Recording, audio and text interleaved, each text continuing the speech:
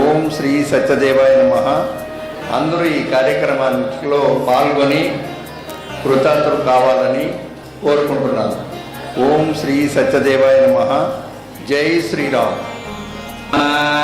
త్వా గణపతిం హవామహే కవిం కవీనాం ఉపమస్రవస్తమం జ్యేష్ఠరాజం బ్రహ్మణస్పత ఆనశృణ్వన్నోతిభిస్సేదసాదనమో శ్రీమన్మహాగణాధిపతయే నమః. ప్రణో దేవీ సరస్వతే వాజేభిర్వాజనీవతే ధీనామవిత్తుజవతు శ్రీమహాసరస్వత్యై నమః. హరి ఓం. ఓం ఈశానాం జగతోస్య వెంకటపతే విష్ణోః పరాం ప్రేయసీం తద్వక్షస్థల నిత్యవాసరసికాం తత్క్షాంతి సంవర్ధినీం పద్మాలంకృతపాణి పల్లవయుగాం పద్మాసనస్తాం సృజో వాత్సల్యాది గుణోజ్వలాం భగవతీం వందే జగన్మాతరం. శ్రియః కాంతాజ కళ్యాణ నిధయే నిధయేత్తినాం శ్రీవేంకట నివాసాయ శ్రీనివాసాయ మంగళం. ఆదిత్యాదిత సోమాయ మంగళాయ బుధాయ చ గురుశుక్రశనిభ్యశ్చ రాహవే కేతవే నమః.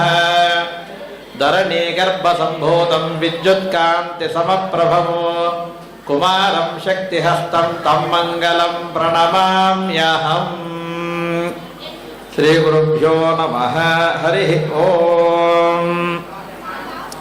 ఇప్పుడు మనం చాలామంది ఈ పంచాంగ శ్రవణం అంటే ఏదో మన రాశి ఫలాలకు ఆదాయ వ్యయాలు ఎట్లుంది, రాజ్య పూజం ఎట్లుంది, తర్వాత మనకి ఎట్లుంది అనుకుంటూ ఉంటారు. ఇది తప్పు.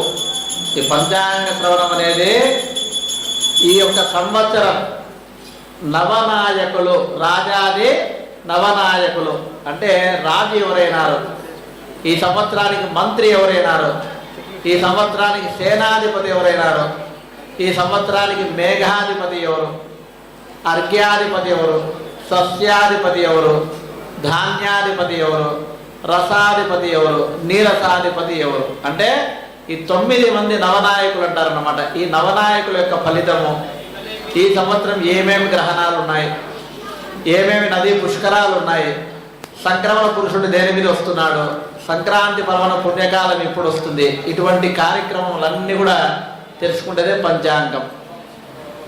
గంగా స్నాన విశేష పుణ్యఫలదం గోదాన తుల్యం రుణాం అంటే ఈ యొక్క పంచాంగ శ్రవణం ఈ దినం కనుక మనం వింటే నిత్యము సంవత్సర కాలం 365 రోజుల్లో ఎటువంటి స్నానం చేసినా కానీ అటువంటి స్నాన దోషం పోయి గంగా స్నానం చేసిన ఫలితము, ఆవులు దానం చేసిన పుణ్య ఫలితం అనేది కలుగుతుంది అని చెప్పి మనకు చెప్పినాడు అనమాట.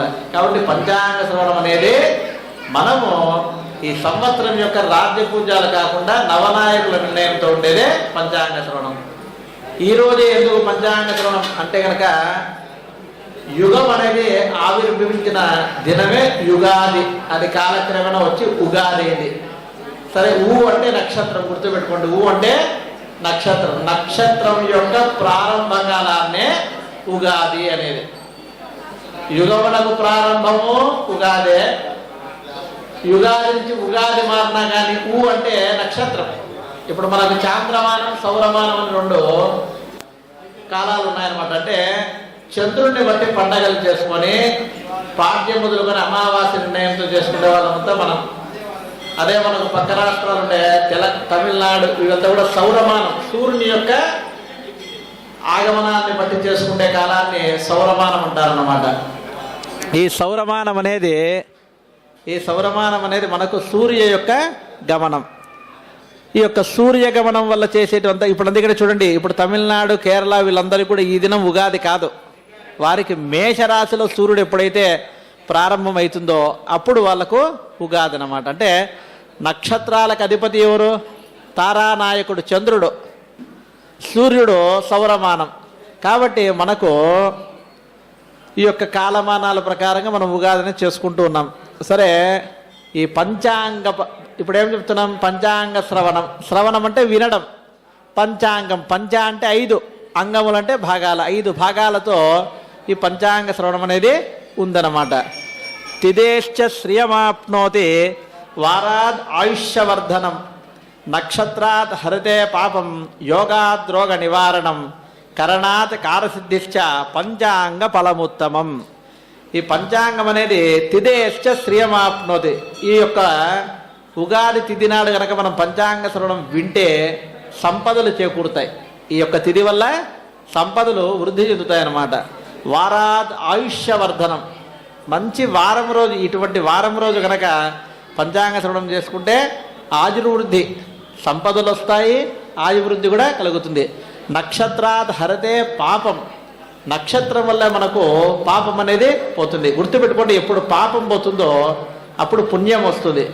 ఎప్పుడు పుణ్యం వస్తుందో అక్కడ లక్ష్మీదేవి ఉంటుంది. ఎక్కడ లక్ష్మీదేవి ఉంటుందో అక్కడ ఎలాంటి కొరతలు ఉండవు. అందుకనే ధనం మూలం ఇదం జగత్, ధనాన్ని బట్టే ఈ ప్రపంచం అంతా కూడా నడిచేది.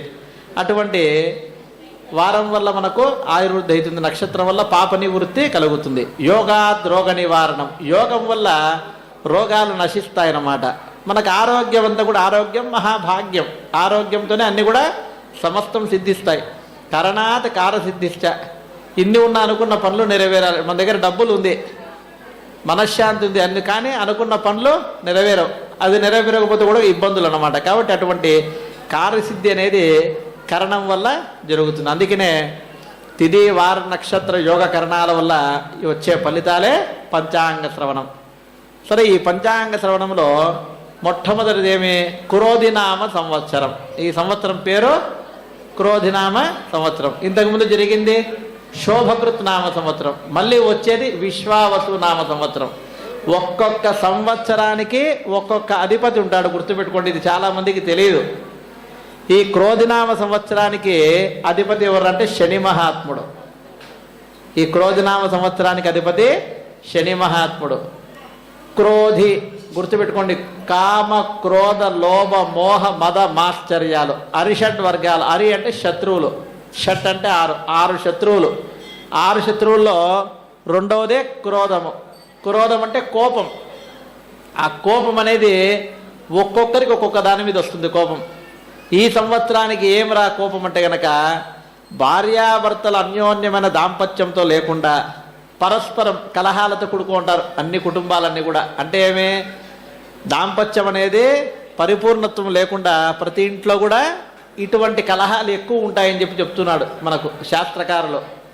అంతేకాకుండా క్రోధము, రాజ్య పరిపాలనలో కూడా పరస్పర రాజకీయ నాయకులు వైరం. అంటే ఇక్కడ మనం పార్టీలను నిర్ణయం చేసి చెప్పడం లేదు, ఉండే యొక్క రాజ మంత్రి వాళ్ళనంటే మనకు జరిగే సంఘములో జరిగే దాన్ని బట్టి చెప్పడం.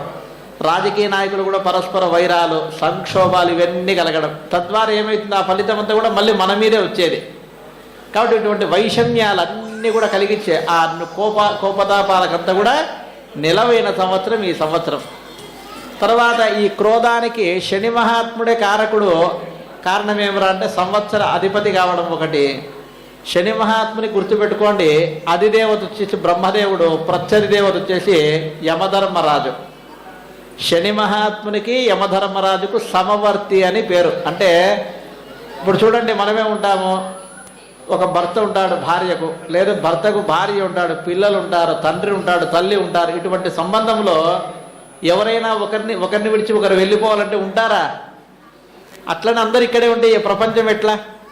కాబట్టి సమవర్తి వాళ్ళకు. అందుకనే యమస్య కరుణ నాస్తి, యమునికి కరుణ అనేది ఉండదు. శని మహాత్ముడు కూడా కరుణ ఉండదు. అంటే ఆయన పట్టవలసిన కాలం వచ్చిందంటే ఎక్కడుంటే కూడా ఆయన పట్టి పీడిస్తాడు. అది మన యొక్క కర్మానుసారంగా జరుగుతూ ఉంటుందన్నమాట. కాబట్టి ఈ సంవత్సరానికి అధిపతి అయినటువంటి శని మహాత్ముని ఎవరైతే ప్రతినిత్యము ఈ సంవత్సర కాలం ఎవరు ఆరాధిస్తారో సాధ్యమైనంత వరకు కష్టాలన్నీ కూడా వారి దరి లేకుండా అంత సుఖమయంగా జరుగుతుంది. ఇది సంవత్సర ఫలితం. తర్వాత రాజాది నవనాయకులు.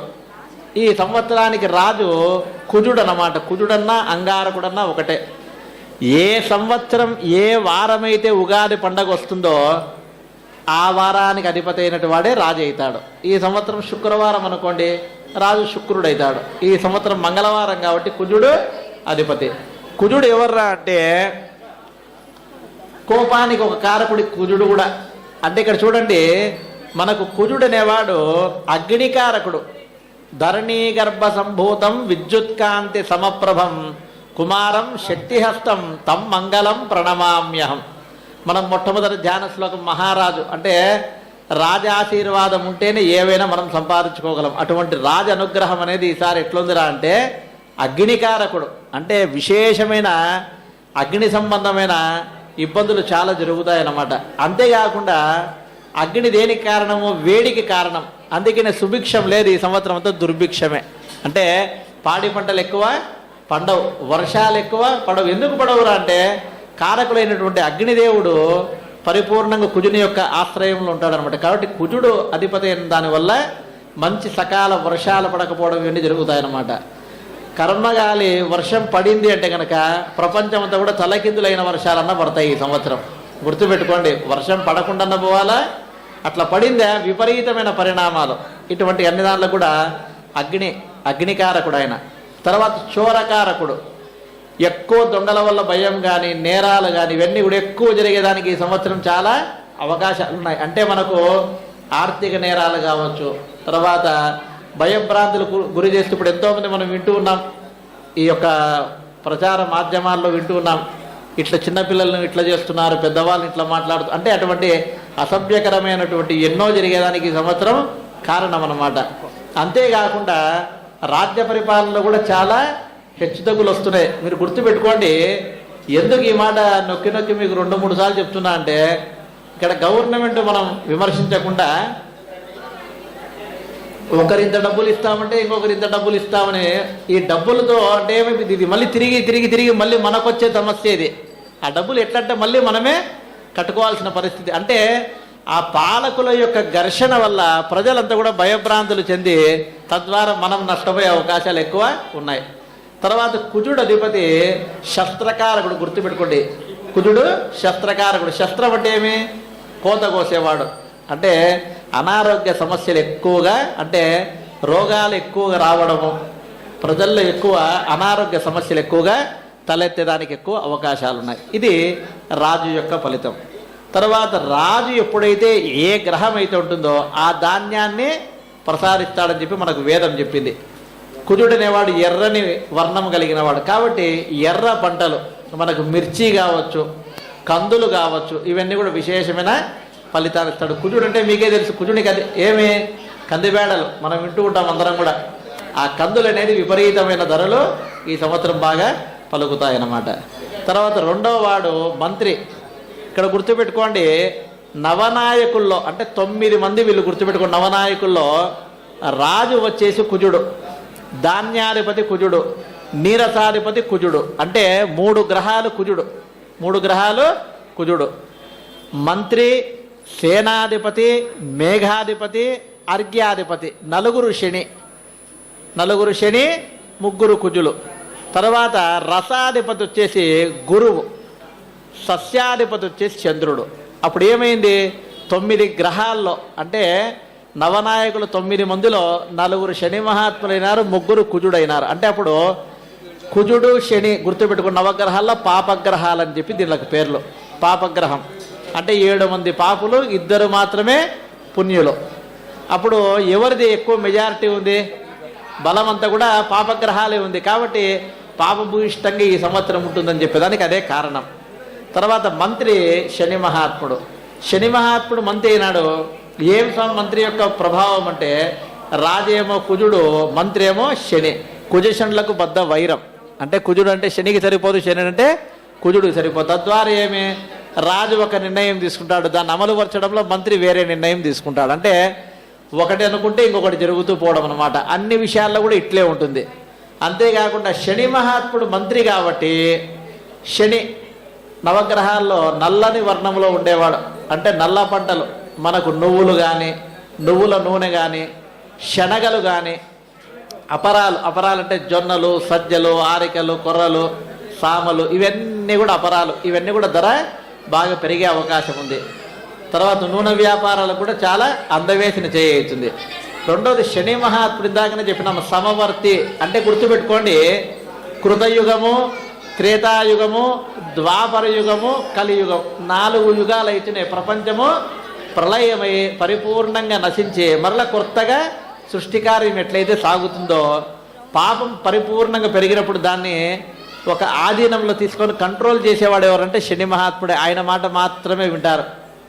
అంటే ఆ యొక్క మంత్రి శని అయిన దానివల్ల ఏమరా అంటే అందరినీ కూడా ఒక ఆధీనంలో పెట్టేసి పాపం చేసేవాడిని శిక్షించడం, పుణ్యం చేసేవానికి లాభం చేయడం అనేది చేస్తాడనమాట. తర్వాత సేనాధిపతి శని మహాత్ముడే. సేనాధిపతి శని మహాత్ముడు కావడం వల్ల ఈ యొక్క రాజ్య సంక్షోభాలు ఇవన్నీ ఎక్కువ జరుగుతాయి. కానీ దేశ చరిత్రలోనే మీరు మళ్ళీ సంవత్సరం కూడా గుర్తుపెట్టుకోండి, మళ్ళీ దేశ చరిత్రలోనే ఒక సువర్ణాధ్యాయంతో లిఖించబడే సంవత్సరం అవుతుంది ఈ క్రోధినామ సంవత్సరం. అంటే ఏమరా అంటే మంచి సుపరిపాలన, అంటే మంచి పరిపాలన చేసేదానికి మంచి వ్యక్తిని ఎన్నుకునేదానికి ఈ యొక్క సేనాధిపతి చాలా కృషి చేస్తాడు. అంటే మంచి రాజ్యపాలన చేసేవానికి ఈ సంవత్సరము రాజ్యాన్ని కట్టబెడతారు తప్ప పాపులు ఏళ్తామంటే కనుక అవి ఏలేదానికి అవకాశం, పరిపాలన చేసేదానికి సాధ్యపడదు. దానికి కారణం ఏమంటే సేనాధిపతి. ఇప్పుడు బలవంతులు మంత్రి ఆయనే, సేనాధిపతి ఆయనే.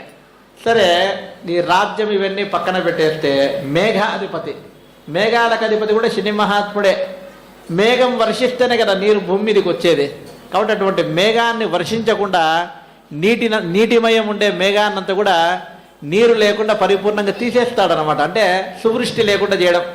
మీరు చాలామంది గమనించే ఉంటారు, శనైశ్చర పూజా మహిమని, వెంకటేశ్వర మహత్యం అని ఇట్లా సినిమాలు మీరు చూస్తుంటారు. శని మహాత్ముని యొక్క కోపం కనుక ఉంటే అంతా కూడా భూములు ఎండిపోవడము, ప్రజల్లో అంతా కూడా దుర్భిక్షము, కొట్లాటలు ఏలగడం, తర్వాత అంతేకాకుండా ఎక్కడ వర్షాలు లేకుండా భూములంతా కూడా ఎండిపోయి చాలా విధమైన ఇబ్బందులు కలుగుతుంటాయని చెప్పి చూస్తూ అటువంటి మేఘములో నీటి సారం లేకుండా చేస్తాడు.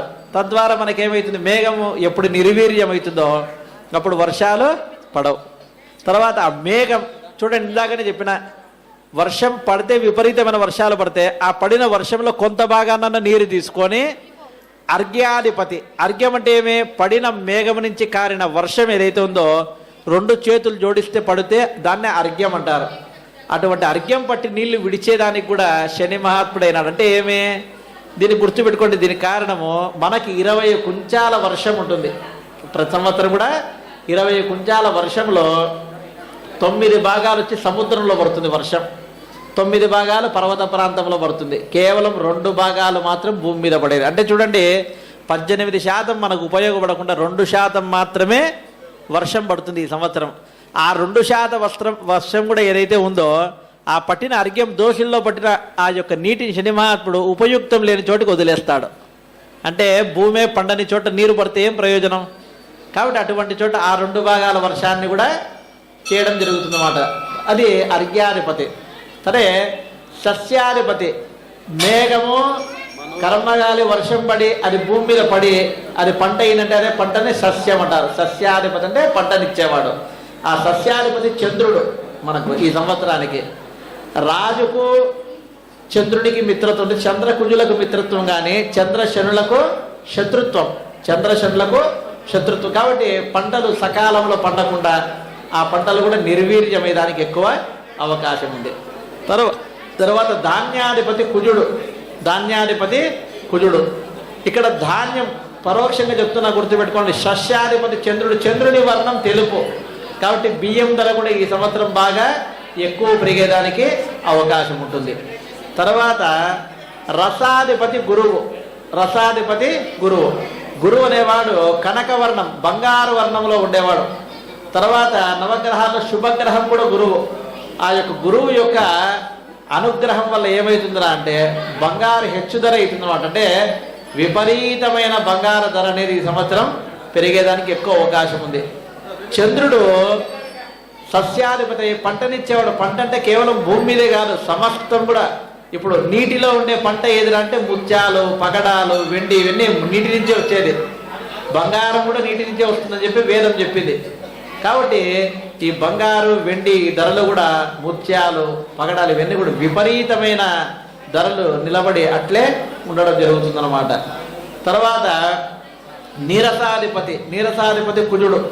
నీరసాధిపతి కుజుడు ఉండడం వల్ల అపరధాన్యాలు, ఇప్పుడు చెప్తున్న జొన్నలు, సద్యలు, ఇవన్నీ కూడా విశేషంగా పెరిగేదానికి అవకాశం ఉంటుందన్నమాట. కాబట్టి ఈ సంవత్సరంలో 7 మంది పాపులు, 2 మాత్రం శుభగ్రహాలు ఉన్నాయన్నమాట.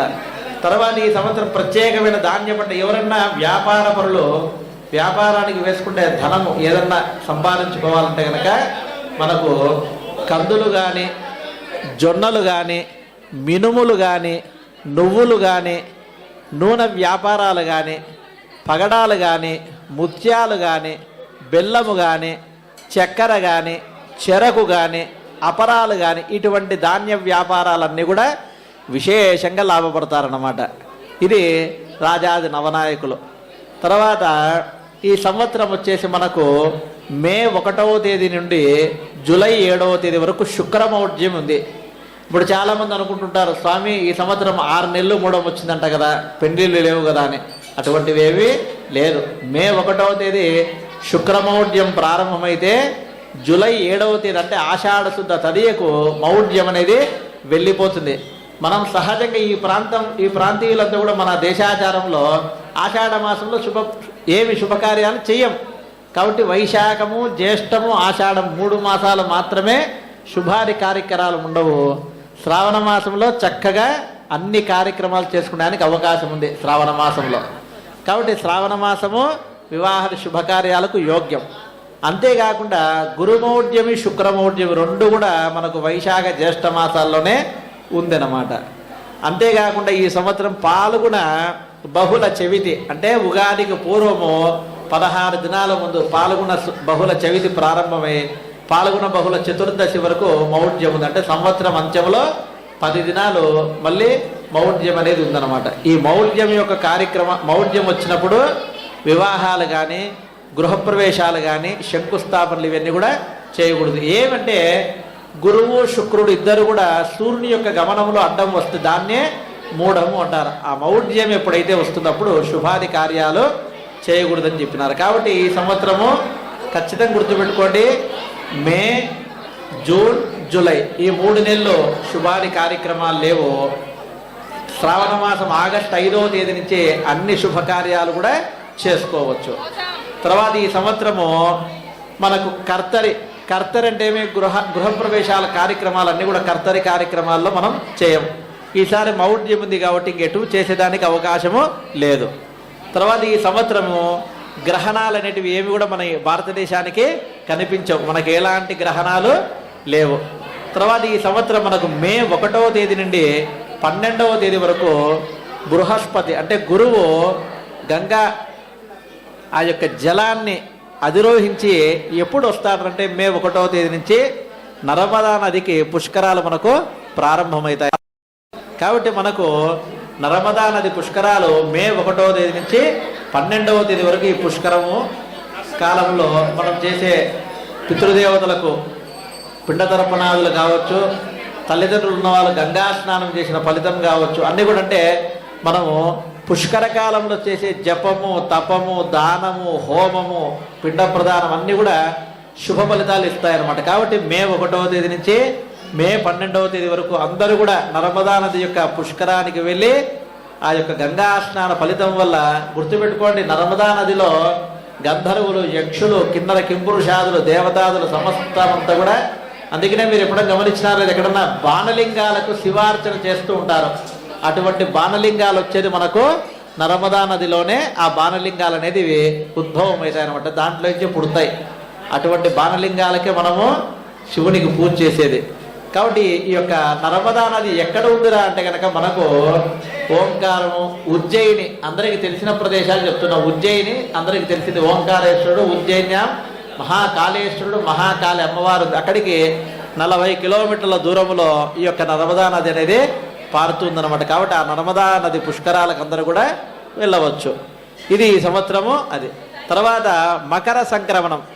మనకు ఈ సంవత్సరం ఏమైందిరా అంటే జనవరి 14వ తేదీ మధ్యాహ్నం 2:45 సంక్రమణ పురుషుడు మకరంలోకి ప్రవేశిస్తాడనమాట.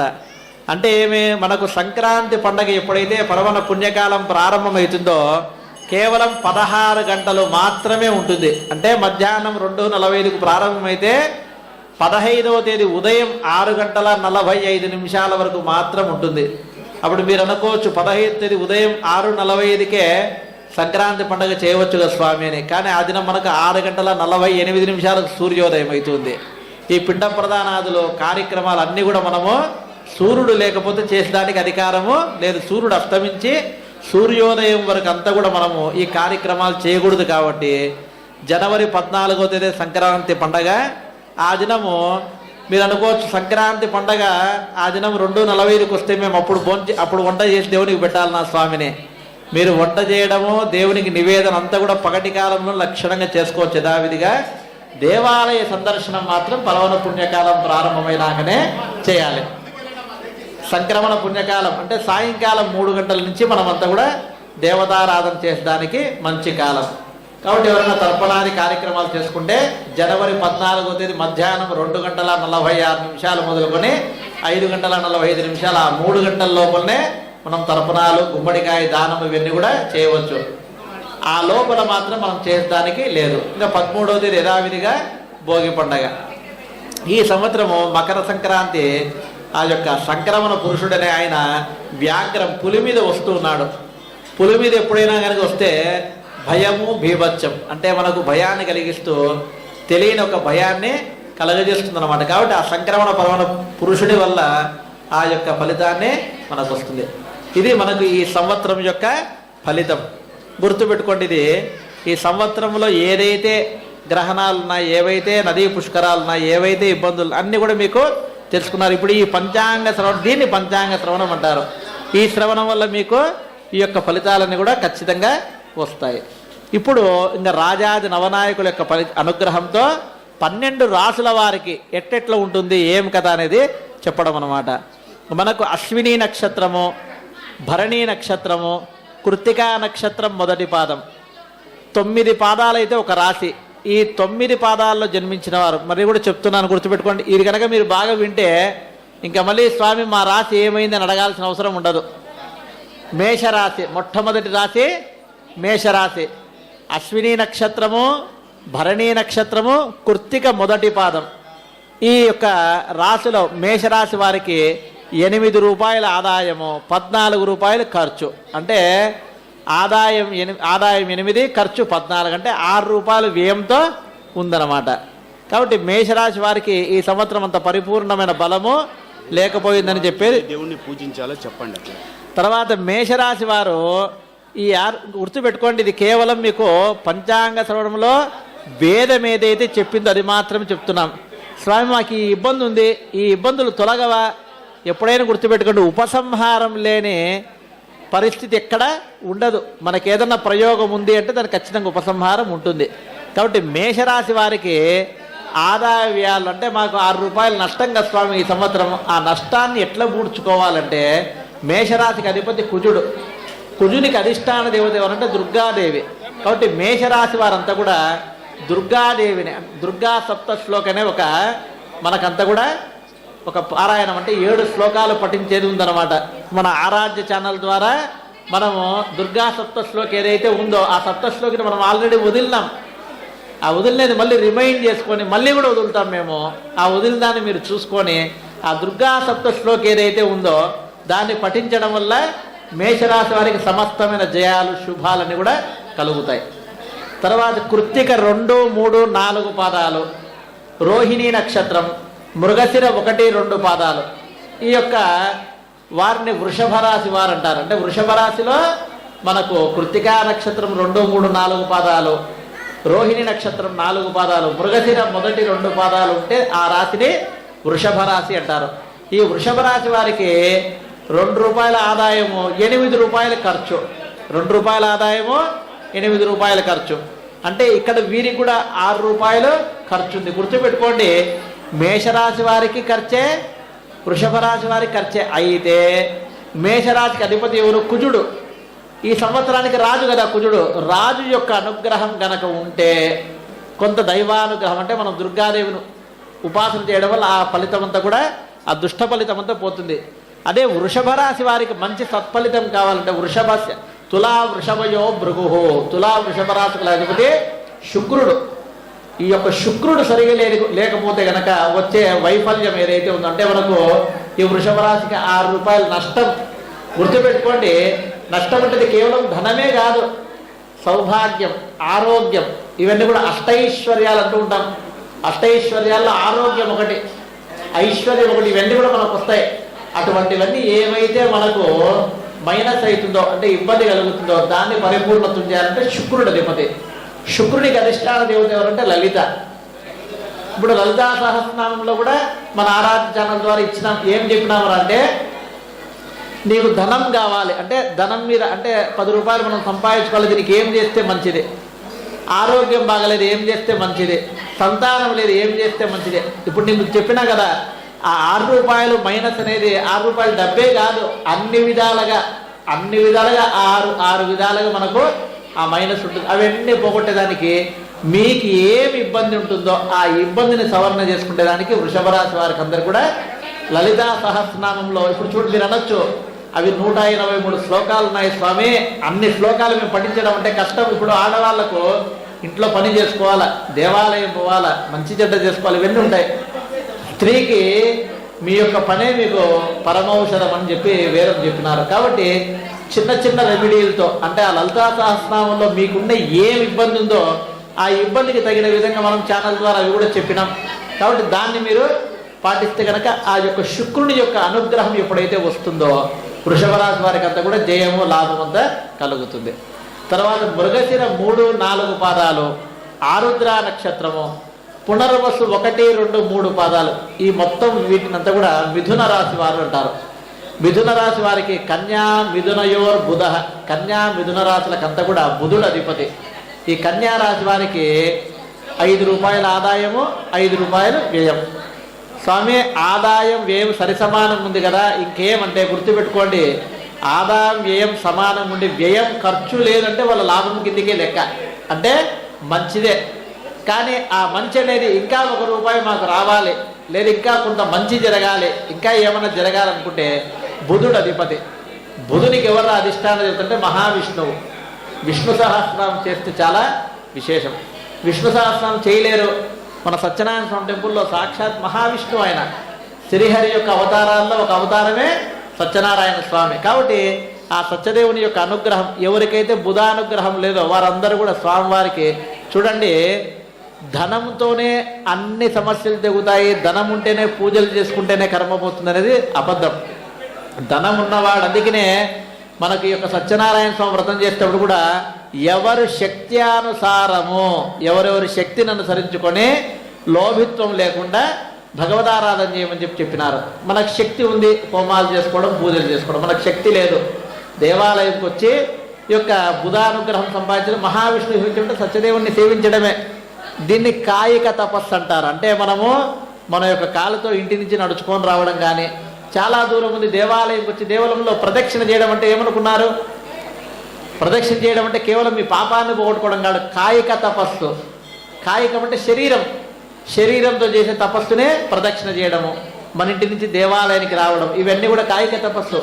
ఆ తపస్సుతో స్వామివారి దేవాలయ సందర్శనం చేస్తూ మన శక్త్యానుసారం తగిన పూజ చేసుకుంటే కనుక ఈ యొక్క మిథున రాశి వారికి అందరికి కూడా మంచి ఫలితం ఉంటుంది. అంటే సహజంగానే మిథున రాశికి బాగుంది, ఈ సంవత్సరం ఇంకా మంచిగా ఉండేదానికి స్వామి యొక్క అనుగ్రహం సంపాదించుకుంటే మంచిది.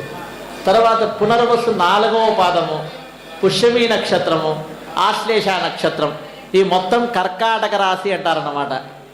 ఎంత కూడా కర్కాటక రాశి. కర్కటస్య దిశాకర, కర్కాటక రాశికి అధిపతి చంద్రుడు.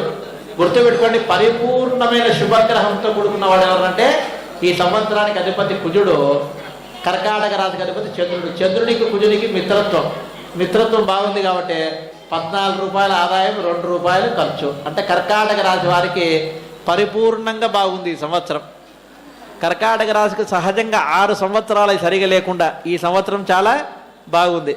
ఈ బాగుండడం అంటే అన్ని విధాలా బాగుండడం గుర్తుపెట్టుకోండి. 12 రూపాయల 14 ఆదాయం 2 వ్యయం అంటే మిగతా 12 ఉత్త లాభం కాదు, అన్ని రకాలైన లాభం. ఆరోగ్యం బాగలేకపోతే కనుక ఆరోగ్యం ఈ సంవత్సరం నుంచి మంచిగా ఉంటుంది. ధనహీనత, డబ్బు లేనితనం ఉంటే డబ్బు కూడుకుంటుంది. ఇల్లు కట్టలేని వారికి ఇల్లు కట్టుకునే అనుకుంటుంది. ఇటువంటివన్నీ. అంతేకాకుండా గుర్తుపెట్టుకోండి, ఇప్పుడు 14 రూపాయల ఆదాయం వచ్చింది, 2 రూపాయలు ఖర్చు పెడితే 12 రూపాయల లాభం ఉంది. ఈ లాభాన్ని జాగ్రత్తగా పెట్టుకోవాలి కదా. ఈ కటక రాశి వారు సంపాదించిన ధనము మళ్ళీ సంవత్సరం కర్కాటక రాశికి బలం లేదనుకోండి, సంపాదించిన ధనం కంతా రెక్కలు వస్తే డబ్బు పోతే. కాబట్టి అది నిశ్చలంగా ఉండే దానికోసం గుర్తుపెట్టుకోండి. మనం చెప్తుంటాము మంచి పరమ మంచి. కర్కాటక రాశికి అధిపతి చంద్రుడు కాబట్టి చంద్రుడుకు అధిష్టాన దేవత ఎవరంటే ఈశ్వరుడు, శివానుగ్రహం. సోమవారం శివుణ్ణి బాగా సేవిస్తే సోమో చంద్రాహ, సోముడే చంద్రుడు. కాబట్టి ఈశ్వరారాధన చేస్తే కర్కాటక రాశి వారికి అందరికీ కూడా శుభ ఫలితం. ఈశ్వరారాధన అంటే ఏమి? మనకి ఇక్కడ మహాశివరాత్రి చేస్తారు దేవాలయంలో, ఆ మహాశివరాత్రి చేసే దాంట్లో పాల్గొనడం, అభిషేకం చేస్తారు, అభిషేకంలో పాల్గొనడం, ఇటువంటివన్నీ అంటే మంచి సత్ఫలితాలంతా కూడా శివుణ్ణి సేవించడం వల్ల మనకు ఆ యొక్క ఫలితాలన్నీ కూడా కలుగుతాయన్నమాట. తర్వాత మఖా నక్షత్రము, పుబ్బా నక్షత్రము, ఉత్తర మొట్టమొదటి పాదం. మఖ, పుబ్బ, ఉత్తరం 1వ పాదం. ఇదంతా కూడా సింహరాశి. సింహస్యాధిపతి సూర్య. సింహరాశికి అధిపతి ఎవరంటే సూర్యుడు. ఈ సంవత్సరానికి అధిపతి కుజుడు. గుర్తుపెట్టుకోండి, రవికి కుజునికి మిత్రత్వం ఉన్న మంత్రికి రవికి చాలా వైరం, అంటే రవిషణులకు చాలా వైరం. ఆ వైరం కారణం చేతన ఏమైందంటే 2 రూపాయల ఆదాయం 14 రూపాయలు ఖర్చు సింహరాశి వారికి. 2 ఆదాయము 14 ఖర్చు, అంటే 12 రూపాయలు మైనస్ అయిపోయింది. ఈ దాన్ని ఎట్లా మేము సంపాదించుకోవాలి స్వామి అంటే గుర్తుపెట్టుకోండి, ఇప్పుడు 12 రూపాయలు దిగాలో పడి పోయమ్మ ఇంక ఈ సంవత్సరం మనకి ఇంకేం లేదు, నిట్టూర్పు తండ్రి ఇంకా పైకి రా, మనము ఎంతో అటువంటి బాధపడాల్సిన అవసరం లేదు. మనకు వేదంలో ఏం చెప్పిందంటే మనకి ఏమి లేదో, ఏ దేవతారాధన, ఏ ఉపాసన, ఏ పూజ చేస్తే మనం మంచి అవుతామో దాన్ని పాటించి సత్ఫలితాలు పొందడమే గ్రహస్థితి. మనం తెలుసుకునే దానికి ఈ పంచాంగం అంతా కూడా. కాబట్టి సింహరాశి వారి సూర్యానుగ్రహం సంపాదించుకునే గుర్తుపెట్టుకోండి. చాలామందికి తెలియదు ఇది. సూర్యుని యొక్క అనుగ్రహం కాబట్టి సుబ్రహ్మణ్యార్చన చేయమని చెప్పింది. సుబ్రహ్మణ్య స్వామిని సేవిస్తే సూర్యుడు చాలా సంతృష్టి పొందాడనమాట. తర్వాత రెండవది ఏమే, మీకు ఇందాక చెప్పిన రవి కుజులకు మిత్రత్వం అని. ఈ సంవత్సరానికి అధిపతి ఎవరు? కుజుడు. కుజుడు ఎవరు తెలుసునా? మంత్రంలో ఉంది, మీరంతా చదివిన ధరణి గర్భ సంభూతం. ధరణి అంటే ఏమి? భూమి. భూమి యొక్క కుమారుడే సుబ్రహ్మణ్య, ఈయన కుజుడు. ధరణి గర్భ సంభూతం, విద్యుత్ కాంతి సమప్రభం. మనకు మంచి తేజస్సు ఉండాలన్నా, ఇప్పుడు మీరు కూర్చొని ఇంతసేపు వింటున్నారంటే మీ కాంతి ఉంటేనే శరీరం వేరే. సన్నగిలినట్టు తలకాయ ఉంచుకొని రోగం వచ్చినట్టుంటే కనుక మీరు ఈ ఉపన్యాసం వినలేరు. అటువంటి కాంతిప్రదమైన శరీరానికి ఇచ్చేవాడు ఎవరంటే ఆయనే. ఏమి? కుమారం శక్తిహస్తం. సుబ్రహ్మణ్య స్వామి చేతిలో ఈట ఉంటుంది, అందరు గమనించుంటారు మీరు. అదొక అస్త్రం. ఆ అస్త్రమే కుజుడు. అంటే నవగ్రహాల్లో ఒక గ్రహాన్ని సంధిస్తాడు సుబ్రహ్మణ్య స్వామి. కాబట్టి రాజానుగ్రహం సంపాదించాలా అంటే సుబ్రహ్మణ్య స్వామి యొక్క అనుగ్రహం ఉంటే, రాజు యొక్క అనుగ్రహం, కుజుని అనుగ్రహం మనకున్నట్టే. ఎప్పుడు రాజానుగ్రహం ఉందంటే అన్ని సత్ఫలితాలే. ఇప్పుడు చూడండి, మీకు సుబ్రహ్మణ్య స్వామి ఆరాధన చెప్పినాను ఇప్పుడే. సింహరాశి వారికి మనకు పక్కనే హరిహర స్వామి టెంపుల్లో సుబ్రహ్మణ్య స్వామి దేవాలయం కట్టించడం జరిగింది. స్వామివారి కళ్యాణోత్సవం చేస్తుంటారు. పంచామృత అభిషేక కార్యక్రమాలు, హోమాలన్నీ కూడా జరుగుతూ ఉంటాయి. మన శక్త్యానుసారం ఆ కార్యక్రమంలో పాల్గొని ఆ యొక్క దేవతా క్రమం పూజ తప్పకుండా చేసుకుంటే సింహరాశి వారికి అందరికీ కూడా మంచి శుభ ఫలితాలు వస్తాయన్నమాట. తర్వాత ఉత్తర 2, 3, 4 పాదాలు, హస్త 4 పాదాలు, చిత్త 1, 2 పాదాలు, దీంట్లో ఉన్న వాళ్ళ కన్యారాశి అంటారు. కన్యారాశికి అధిపతి బుధుడు. కన్యారాశికి 5 రూపాయల ఆదాయం, 5 రూపాయలు వ్యయం. ఈ యొక్క ఆదాయ వ్యయాల యొక్క చెప్పిన ఇప్పుడే మాకు ఇంకా వ్యయం కాకుండా ఆదాయం మంచిగా రావాలి అంటే కనుక ఈ యొక్క మహావిష్ణు యొక్క ఆరాధన చేస్తే చాలా విశేషం. ఇక్కడ కూడా అంతే, సత్యనారాయణ స్వామి కళ్యాణోత్సవం జరుగుతూ ఉంటుంది. ఇటువంటి కళ్యాణాల్లో విరివి ఏ దాంట్లో మనం పాల్గొంటే తద్వారా మనకు మంచి శుభ ఫలితాలు వస్తాయి. తర్వాత చిత్త 3, 4 పాదాలు, స్వాతి నక్షత్రము, విశాఖ 1, 2, 3 పాదాలతో ఉంటే దాన్ని తులారాశి అంటారు. తులారాశి వారికి అధిపతి శుక్రుడు. ఇక్కడ గుర్తుపెట్టుకోండి, ఇక్కడ శుక్రుడు అధిపతిని మళ్ళీ లలితాదేవి రాదు ఇక్కడ. ఎందుకురా అంటే తులారాశి వారికి తులా వృషభయో భృగు, మనకు ఒక భాగంలో శుక్రుడు అధిపతి, ఒక భాగంలో శివుడు అధిపతి. శుక్రునికి మృత సంజీవిని విద్యను ప్రసారించిన వాడు సాక్షాత్ మహాదేవుడు. కాబట్టి మనకంతా కూడా ఈ యొక్క తులారాశి వారికి మంచి సత్ఫలితాలు రావాలి అంటే కనుక తులారాశికి 2 రూపాయల ఆదాయం, 8 రూపాయల వ్యయం, 6 రూపాయల ఖర్చులో ఉంది తులారాశి కూడా. ఆ యొక్క ఖర్చు మనము పరిపూర్ణత్వం చేసుకొని మంచి సత్ఫలితాలు పొందాలంటే కనుక శివుడిని ఆరాధిస్తే చాలా విశేషం. తర్వాత విశాఖ 4వ పాదము, అనురాధ 4 పాదాలు, వృశ్చిక రాశి, అనురాధ వృశ్చిక రాశి అవుతుంది. ఈ రాశి వారంతా కూడా జ్యేష్ఠ నక్షత్రం, విశాఖ 4వ పాదము, అనురాధ నక్షత్రము, తర్వాత జ్యేష్ఠ నక్షత్రం. ఈ రాశి వారంతా కూడా వృశ్చిక రాశి అవుతుంది. మేష వృశ్చిక యోహు భౌమః. మేష వృశ్చిక రాశులకు అధిపతి ఎవరంటే కుజుడే. కుజుడు అంటే రాజు. రాజానుగ్రహం వల్ల వీళ్ళకు 8 రూపాయల ఆదాయం, 14 రూపాయలు వేయమంటే 6 రూపాయలు ఖర్చు ఉన్నప్పటికి కూడా రాజు యొక్క గ్రహస్థితి ఉండే రాశి కాబట్టి వాళ్ళకి మంచి ఫలితాలే ఇస్తుంది. అయితే వృశ్చిక రాశి వారు ఒకటే జాగ్రత్త తీసుకోవాలి. ఏమన్నా అంటే అర్ధాష్టమ శని నడుస్తుందన్నమాట వాళ్ళకి. కాబట్టి ఈ యొక్క మే, జూన్, జూలై ఈ 3 నెలల కాలం ఆరోగ్యపరంగా అంతా కూడా జాగ్రత్తగా ఉండాలి. వృశ్చిక రాశి వారంతా కూడా మే, జూన్, జూలై ఈ 3 నెలల కాలం కొంత శని మహాత్ముని బాగా సేవిస్తే గనక అటువంటి ఆటంకాలంతా కూడా పోతాయి. తర్వాత మనకు మూలా నక్షత్రము, పూర్వాషాఢ నక్షత్రము, ఉత్తరాషాఢ నక్షత్రం మొదటి పాదం, ఇవంతా కూడా ధనురాశి. ధనురాశి వారికి గుర్తుపెట్టుకోండి, దగ్గర 9 సంవత్సరాల నుంచి సరిగా లేదు. అంటే గురుబలం లేకపోవడం వల్ల ఇంకొకటి అట్లా ధనురాశి వారికి చాలా రోజుల నుంచి బాగలేదు. ఈ సంవత్సరము ఈ యొక్క ధనురాశి వారికి చాలా బాగుంది. 11 రూపాయల ఆదాయము, 5 రూపాయలు వ్యయం, 6 రూపాయల లాభంలో ఉన్నారు. అంటే ధనురాశి వారికి చాలా అందవేసిన చేయి, అంటే మంచి రాశిరీత్యా ఈ సంవత్సరం ఉండే దాంట్లో అదొకటి. రెండవది రాజు వచ్చి కుజుడు, ఇక్కడ గురువుకు కుజునికి మిత్రత్వం. అందుకనే చూడండి, గురువుకు పూర్ణ మిత్రులు ఎవరు అంటే కుజునికి గురువు, చంద్రుడు. అందుకనే కర్కాటక రాశి వారికి బాగుంది, ధనురాశి వారికి బాగుంది, మీనరాశి వారికి బాగుంది. తర్వాత ఈ ధనురాశి వారు ధనుర్మీనో ద్వయోర్ మంత్రి గురువు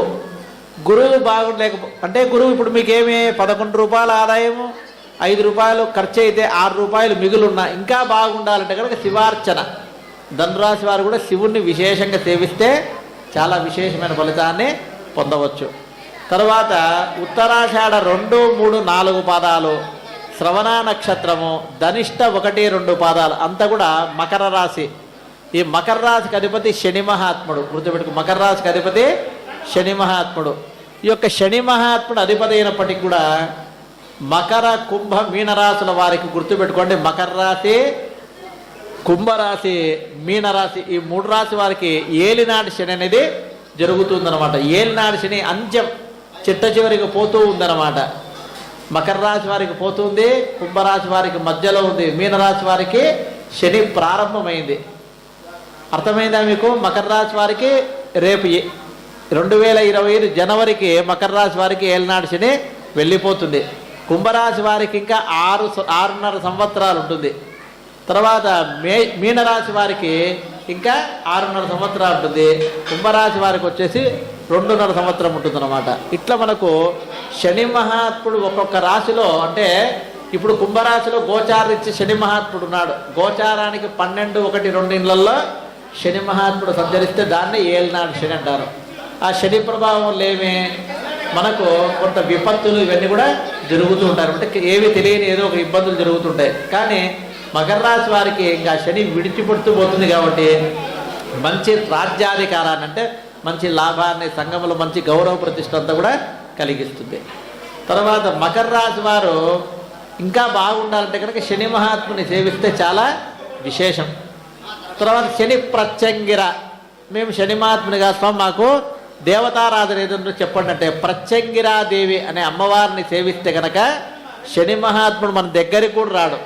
అంత చాలా వేదమే చెప్పింది, నీకు ప్రబలమైన శని ఉంది, చాలా ఇబ్బంది అనుకుంటే కనుక ప్రత్యంగిరాదేవిని ఉపాసన చేస్తే మనకు ఆ యొక్క దోషాలన్నీ కూడా పోతాయి. తర్వాత ధనిష్ట 3, 4 పాదాలు, శతభిషము, పూర్వాభాద్ర 1, 2, 3 పాదాలు, అంతైతే కుంభరాశి. ఈ కుంభరాశి వారికి కూడా అధిపతి శనే. 14 రూపాయల ఆదాయం, 14 రూపాయలు వ్యయం. మకర రాశి కూడా 14 రూపాయల ఆదాయము, 14 రూపాయల వ్యయం. సరి సమాన ఆదాయ వ్యయాలు ఉన్నప్పటికీ కూడా ఒకటే గుర్తుపెట్టుకో, కుంభరాశి వారికి ఆగస్టు, సెప్టెంబరు, అక్టోబర్, నవంబర్ ఈ 4 నెలల కాలం కొద్దిగా సరిగ్గా ఉండదు. ఎందుకురా అంటే కుంభరాశిలో శని ఉన్నాడు. శని తానుండే ఇంట్లో తానే ఉన్నాడు. అంటే కారకో భావనాచాయ, ఏ కారకుడు ఆ స్థితిలో ఉండకూడదు అని చెప్తారనమాట. కాబట్టి కుంభరాశి వారికి ఇంకొకటి ఏమనంటే ద్వాదశాష్టమ లగ్నస్తు, 12 కానీ లగ్నమునందు కానీ అష్టమంలో కానీ శని సంచారం జరుగుతుంటే మనకు ధనక్షయము, ప్రాణహాని, మానహాని, స్థానభ్రంశం ఈ 4 కలిగేస్తాడని చెప్పి మనకు చెప్తుందనమాట. కాబట్టి ఈ యొక్క ఏలినాడు శనైశ్వరుని యొక్క తీవ్రత పోగొట్టుకునే దానికి అందరూ కూడా ప్రత్యంగిర ఉపాసన కానీ శని మహాత్ముని సేవించడం కానీ చేయాలన్నమాట. పూర్వాభాద్ర 4వ పాదము, ఉత్తరాభాద్ర నక్షత్రము, రేవతి నక్షత్రం ఇవంతా కూడా మీనరాశి. ధనుర్మీనో ద్వయోర్ మంత్రి, మీనరాశులకంతా కూడా అధిపతి గురువు. ఈ యొక్క గురువు యొక్క అనుగ్రహం చేత 11 రూపాయలు, 5 రూపాయలు వ్యయం, అంటే 6 రూపాయలు పరిపూర్ణమైన లాభాన్ని కలిగి ఉంటారనమాట. మీనరాశి వారికి ఇప్పుడే ఏలినాడు శని పట్టింది. శని పట్టినప్పుడు కనుక మనకు ఇబ్బంది కలిగిస్తుంది, శని విడిచేటప్పుడు యోగాన్ని ప్రసాదిస్తుంది చెప్తారనమాట. తర్వాత గుర్తుపెట్టుకోండి, కర్కాటక రాశి వారికి అష్టమ శని, వృశ్చిక రాశి వారికి అర్ధాష్టమ శని, మకర, కుంభ, మీనరాశుల వారికి ఏలినాటి శని జరుగుతుందన్నమాట. అంటే శని ప్రభావం ఉండే రాశులు ఏవేవి అంటే కర్కాటకము, వృశ్చికము, మకరము, కుంభము, మీనము. ఈ 5 రాశి వారు కూడా కొంత శని మహాత్ముని సేవించడం చాలా విశేషం.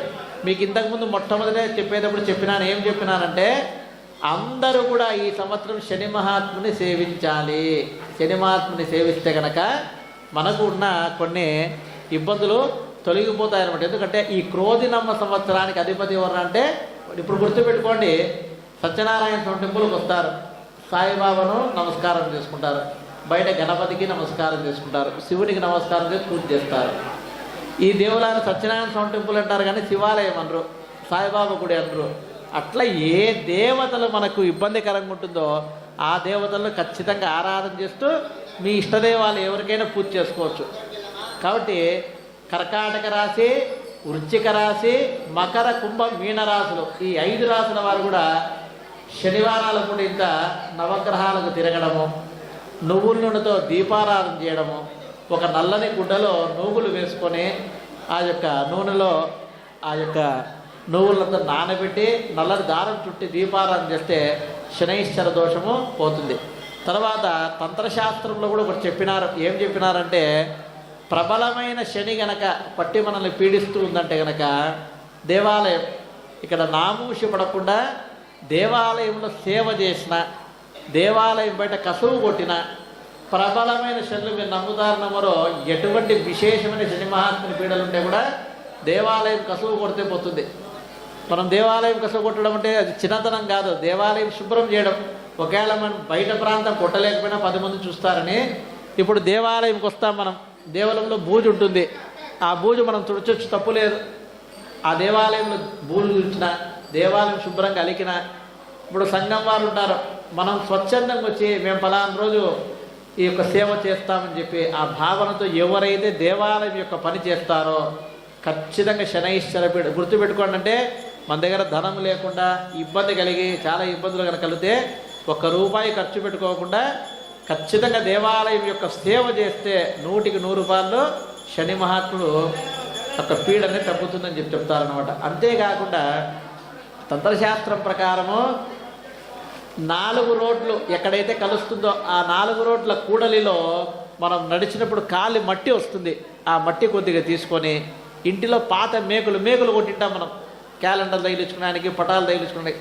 అటువంటి ఒక పాత మేకు మన కాలి యొక్క మట్టి ఒక నల్లని గుడ్డలో మొత్తం చుట్టేసి నదీ ప్రాంతంలో కానీ కాలువలంతా కలిసే సంధానమయ్యే స్థలంలో కనుక మనం వేస్తే తద్వారా కూడా శనైశ్చర దోషాలు చాలా తగ్గిపోతాయి అన్నమాట. ఎందుకు ఇంత విశేషంగా చెప్పడం మీకు కారణం అంటే, ఈ సంవత్సరం అధిపతి శని మహాత్ముడే 5 రాశుల వారికి పరిపూర్ణంగా శనైశ్చర దోషాలు ఉన్నాయి కాబట్టి ఆ దోషం పోవాలంటే మనము దానికి తగిన పరిహారాలు చేసుకుంటేనే మనకు బాగుంటుందన్నమాట. అంతేకాకుండా కందాయ ఫలాలు గుర్తుపెట్టుకోండి. కందాయ ఫలాలు అంటే ఇప్పుడు మీకు బాగలేదు అని చెప్పినాం, బాగుంది అని చెప్పినాం. బాగుంది అనే వారికి ఇంకా పరిపూర్ణం బాగున్నట్టు. బాగలేదన్నప్పుడు 365 రోజులు మీకు బాగుండదు, మీరు ఇబ్బంది పడతారని కాదు. ఎక్కడ బాగలేదు అనేది గుర్తుపెట్టుకోండి. మీ నక్షత్రాలు మీరు గుర్తు చేసుకోండి. అశ్విని నక్షత్రం వాళ్ళు సంవత్సరం అంతా కూడా చాలా బాగుంటుంది. భరణి నక్షత్రం వారికి మొట్టమొదటి 4 నెలలు, చిట్ట చివరి 4 నెలలు బాగుంటుంది. మధ్యలో కొత్త సరిగా ఉండదు. మధ్యలో 4 నెలలు సరిగా ఉండదు. కృత్తికా నక్షత్రం వారికి చిట్ట చివరి 4 నెలలు బాగుంటుంది, మిగతా 8 నెలలు బాగుండదు. రోహిణి నక్షత్రానికి సంవత్సరం అంతా కూడా చాలా బాగుంటుంది. మృగశిర నక్షత్రం వారు 6, 2, 2 అంటే మీకు ఆ యొక్క మృగశిర నక్షత్రం వారు కూడా సంవత్సరం అంతా బాగుంటుంది.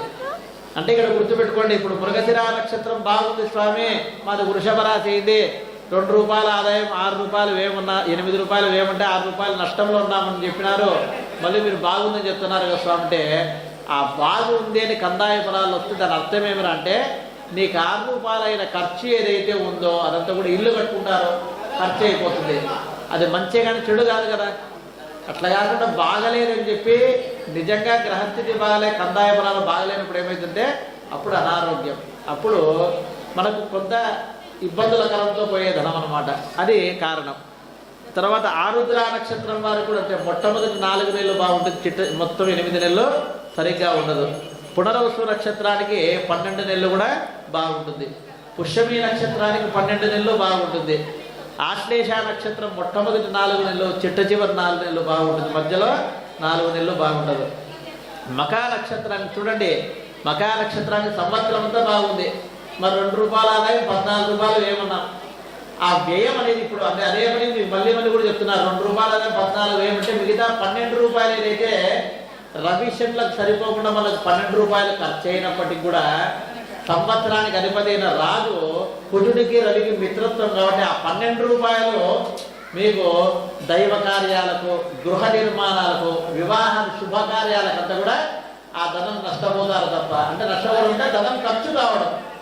ఆడపిల్ల పెళ్లి చేస్తారు, ఖర్చు కాకుండా ఇచ్చిన పెళ్లి అంటే మంచి ఖర్చు.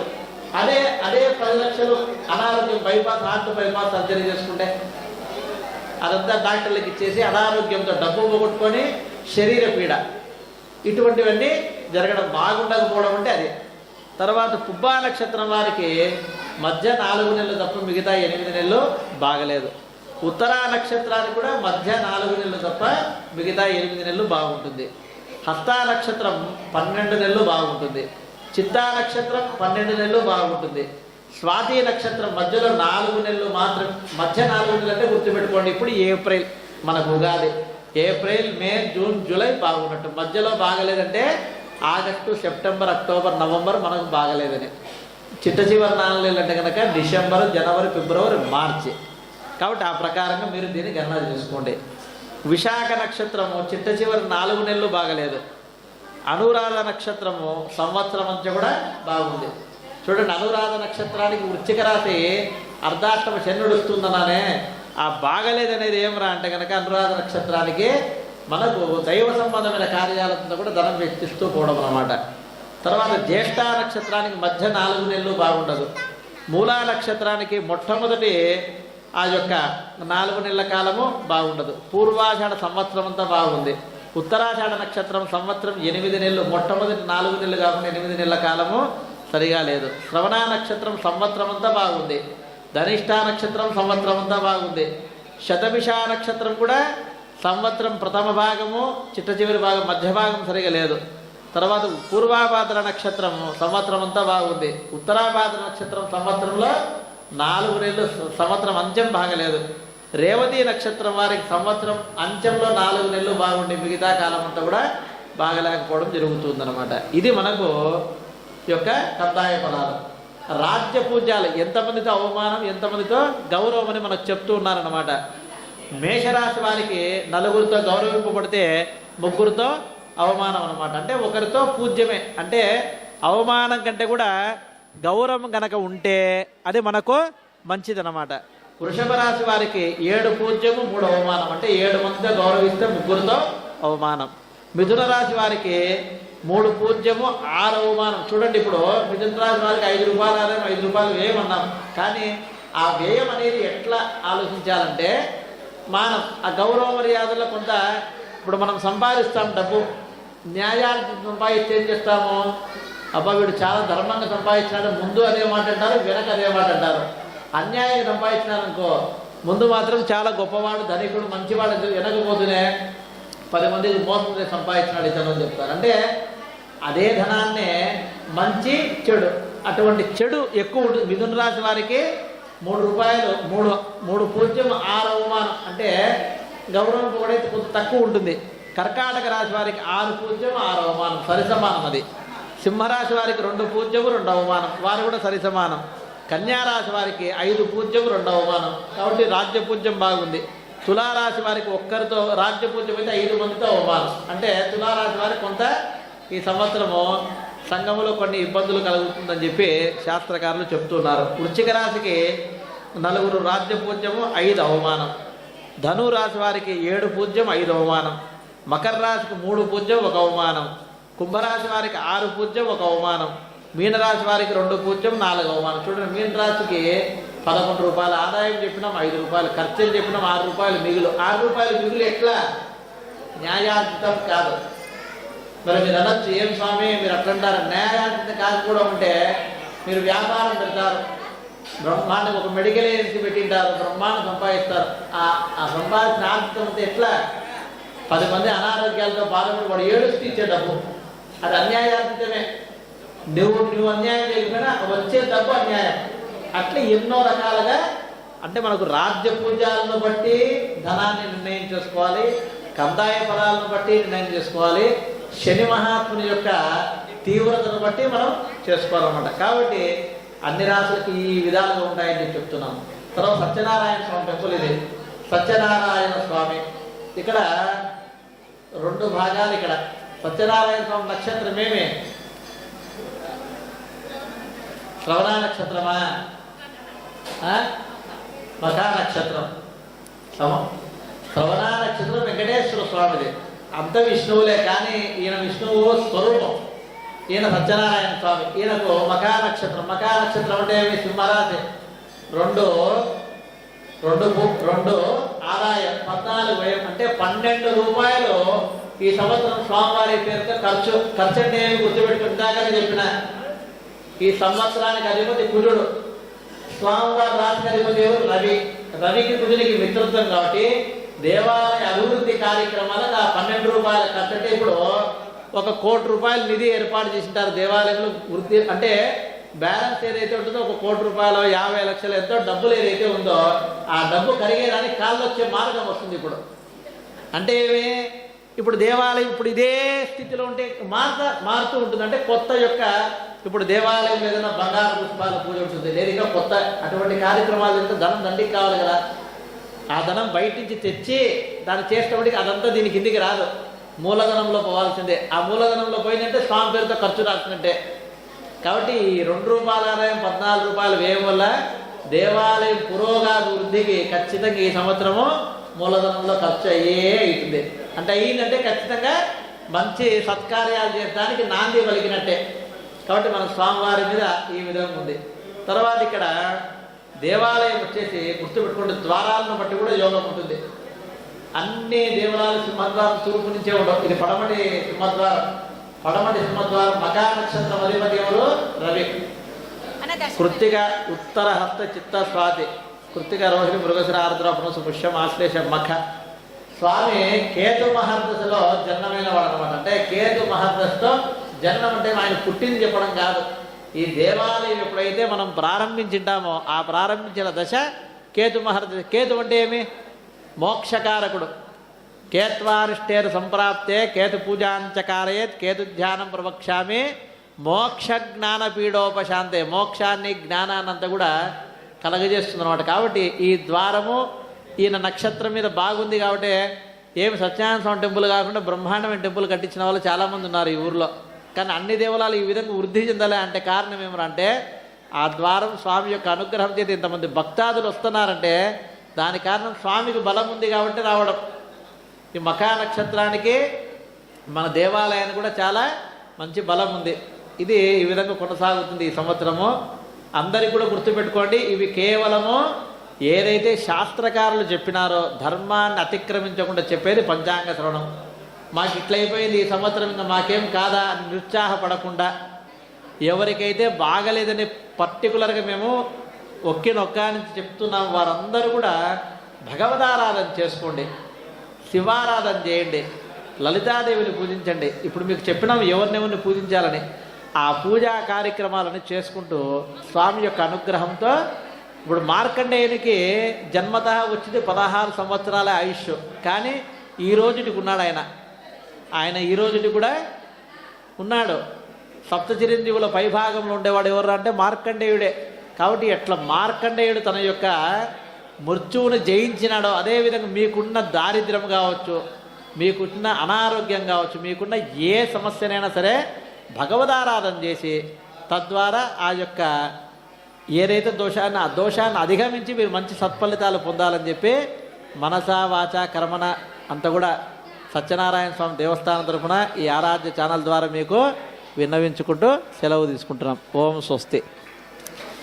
ఓం భద్రం కర్ణేభిః శృణుయామ దేవాః భద్రం పశ్యేమాక్షభిర్యజత్రాః స్థిరైరంగైః సుష్ఠువాగుంసస్తనూభిः వ్యసేమదేవహితం యదాయుః స్వస్తి న ఇంద్రో వృద్ధస్రవాః స్వస్తి న పూషా విశ్వవేదాః స్వస్తి నస్తాక్షో అరిష్టనేమిః స్వస్తి నో బృహస్పతిర్దదాతు. స్వామి గారు మేము అడిగిన వెంటనే వచ్చి ఇక్కడ పంచాంగ శ్రవణం చేసినందుకు కృతజ్ఞతలు తెలియజేస్తున్నాం దేవాలయం తరఫున. అదేవిధంగా దేవాలయం తరఫున చిరు సత్కారం చేస్తున్నాం, దయచేసి స్వీకరించవలసిందిగా కోరుచున్నాను.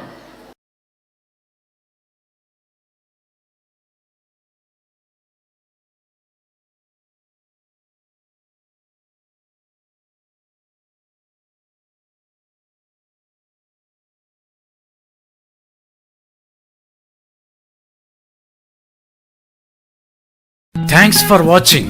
Please comment, like, share and subscribe our channel.